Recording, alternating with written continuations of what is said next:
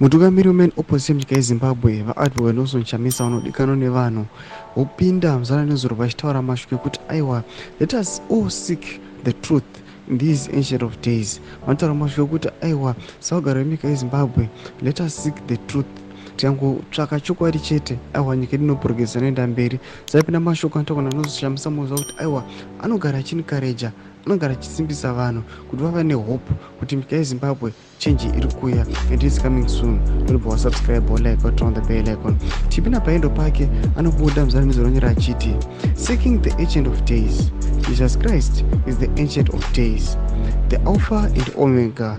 Thus says the Lord, stand in the ways and see, and ask for the old paths where the good way is, and walk in it. Then you will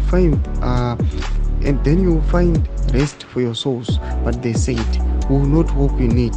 Jeremiah 6:16. Make that important decision to seek the truth, the good way.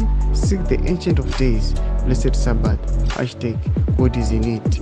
Tobva post picture kanzi ancient of days. Pana kutoona Nelson Chamisa ari kuti aiwa pamazuva anaya madays malater days edu atiri kurarama. Yes, we know kuti Nelson Chamisa is a politician, aiwa aenda zvematongerwo enyika, but on top of that anoleader vanhu aiwa ari mumahands, vari mumahands the Almighty, ari mumahands aMwari, achivaudza achiti yes, we may do about politics, tongona kungoita zvinhu zvematongerwo enyika, but we must know kuti zvese zvatiri kuita aiwa, we must seek the truth first. Tangobvera tangotsvaka chokwadi aiwa toona kuti zvinhu zvedu zvese zvinoendeka. Toona anotaura mashoko aiwa tichiona kuti nyika yeZimbabwe everyone angova nehope, angotasira kuona advocate Nelson Chamisa anoda kuti vamwe vese aiwa vakabetray, vakadisappointa, vakada kufulfilla kana kuzadza mapockets pane kumira nechokwadi. Tudze mafungiro enyu moti kudii pamusoro pechitiko ichi. Pina comment section medu, subscribe or like, turn on the bell icon.